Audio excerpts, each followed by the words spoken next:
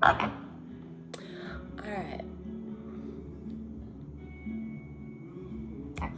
This song is so good. 𝖘𝖊𝖗𝖵𝖊𝖆𝖙𝖎𝖓𝖘. I really am appreciating the comments, the feedback, but in case you're just a skeptic like I am, I want a little ethos of like my actual background and a wealth of experience and information, knowledge, teachings that make sense. I would want that too. Okay, so where do we even start? Well, everything that's kind of happening, like a physical experience, emotional experience, and a mental experience, like simultaneously. So I'll pick this strain of my body practice and the career path maybe. Okay, so I was a yogi first, just had a yoga practice that would have to do with a lot more of the healing journey. But so starting with just already having a practice, I got to do my yoga teaching certification. I really wanted this whole quick experience to Bali and wear white. That's not what happened. I got us a grant at a community college. And that was such a great experience because it took semester's length. And I learned, so I was able to actually integrate the teachings, which was perfect for me. And I learned from a dancer and a world longboard champion in women's longboarding. So that was just divine timing or synchronicity because I am a dancer and a longboarder. So I was like, Liz. Okay, so learned yoga, teaching yoga hardly, but like to anybody that will let me in the park or whatever. And then I started volunteering at I moved away and then came back, and then started volunteering at a yoga studio, and then was also doing a holistic health practicing program, which is a glorified way of massage school with a bunch of extra teachings in it. And then funny, I didn't know I was setting up for massage school because I wanted all the holistic teachings. I wanted to be like more learning about Ayurveda. But in the West, there's not really like legit programs that are accessible for everybody. So I was doing an online program, which happened to be amazing with 𝖘𝖊𝖗𝖗𝖆𝖙𝖎𝖔𝖓𝖘. It was one of the last years that she was still teaching like the level 1. So really blessed for that. Learning Ayurveda in massage school and healing tremendously my body, soul. And when you're in massage school, you can also work as a chiropractor at a chiropractor office. So I got a job right away, which is perfect because I could really like hands-on apply what I was learning. And then volunteering at the yoga studio, Karma Yogi. Very quickly I became the manager, which was really, really fun. I did that for like a lot of years, and that was a lot of being able to make events and listen to all sorts of really wise teachers that would like pass through town, or just locals that were just hosting things, and I was just soaking up everything. I lived at that studio.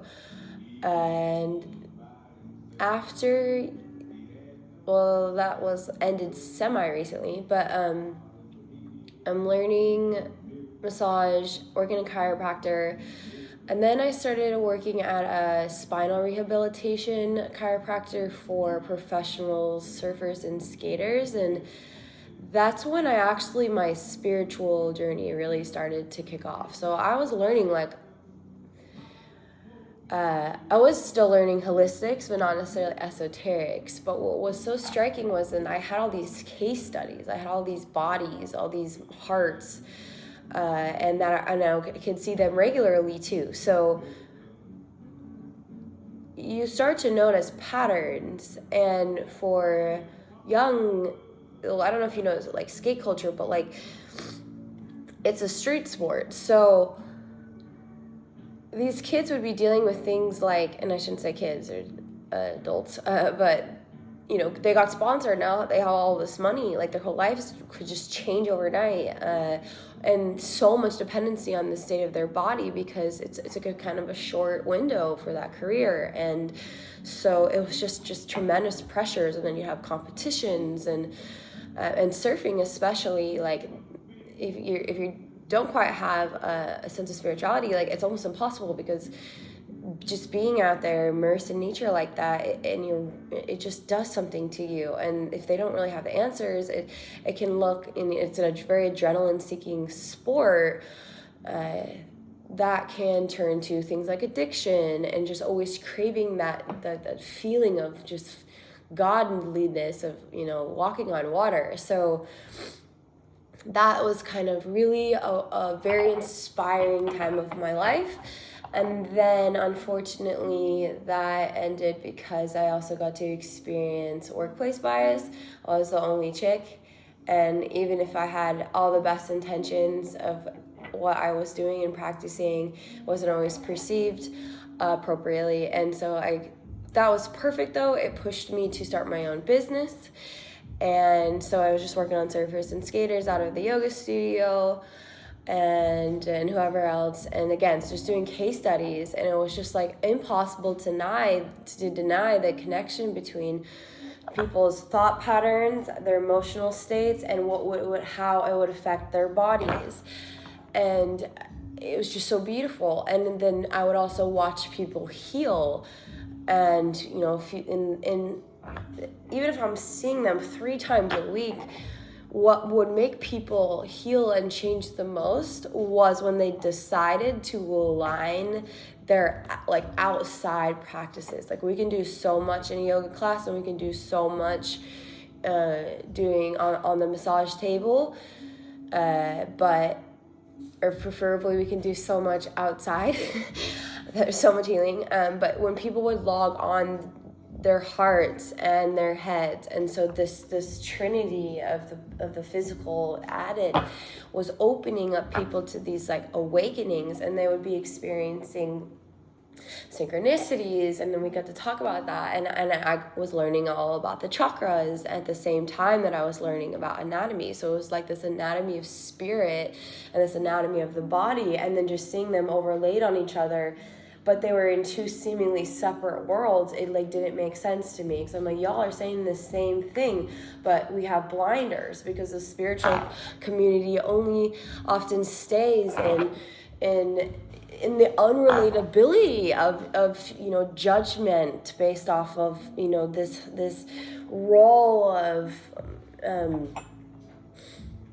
being a high and mighty because you understand esoterics. It's so unrelatable. It doesn't help. If I can't talk to the not feminist old white guy about his body in a way he can understand, how is he going to get there, right? So it's just not doing anyone help. And if you're just in like the sports world and everything's this competition and this machoism, it doesn't help. So it's like, how do we bridge these worlds? And all at the same time, I have this overlay of healing what's going on in my mental emotional world, and that had a lot to do with and I have a very mild case of trauma dealing with the religious structures, but it's kind of just generally the structures of just the states in general in the world, because so much of that has the overlay of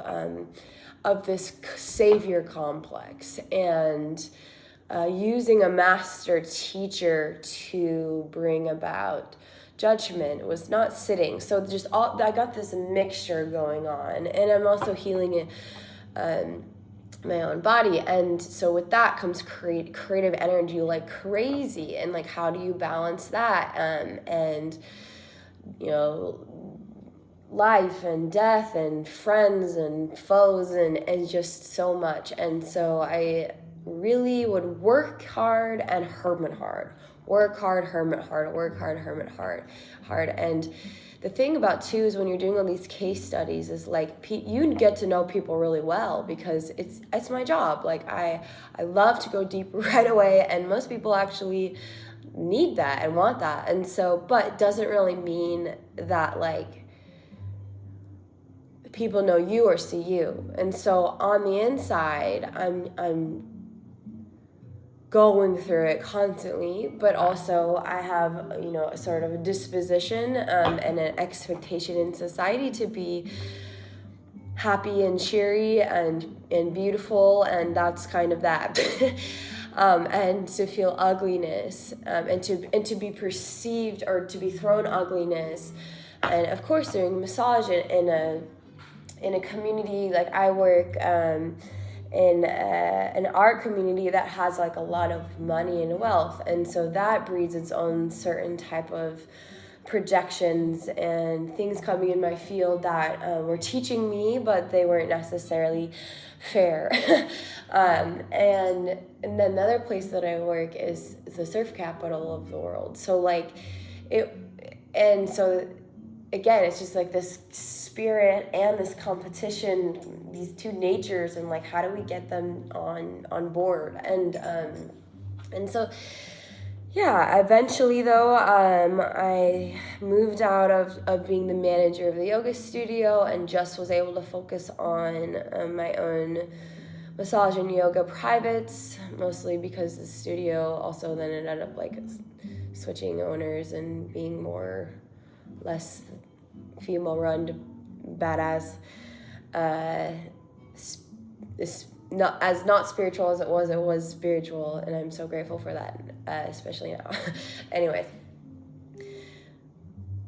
and now we're kind of here. I mean, now I'm just teaching yoga and I have my own privates, and I was able to kind of elevate my clientele and stop hitting burnout, and so I work on like quality over quantity, so I have less people, but they know my value, and so that's great. And I also dog house it in nice homes, which is where we're at right now. And yeah, but and then just using all this energy to make creative projects, which is kind of where I'm also at right now. I'm just slowly putting them all out, but everything's been like very behind the scenes. And so I think for me, my biggest healing journey is to be able to speak on these topics, because it's been feeling like such a secret to me that like it feels like duh, like yo, we're all saying the same thing, like everyone, like, and I got really, I love the folklore and the beauty of learning about the poetry of like Hinduism, but I also am so in love with the teachings of Mary Magdalene, and I get really on board for if anybody wants to talk to me about how their visceral organs work and how their body moves and how to function and like how to dance. Like there's so much where the body, mind, and soul meet, and when they do meet together, that's flow state. So I guess if I were gonna put it all into one little box with a bow on it, it's just like flow state is accessible, that makes your life easier, and there's many ways and many modalities to reach it, and everybody could be reaching it if they wanted it.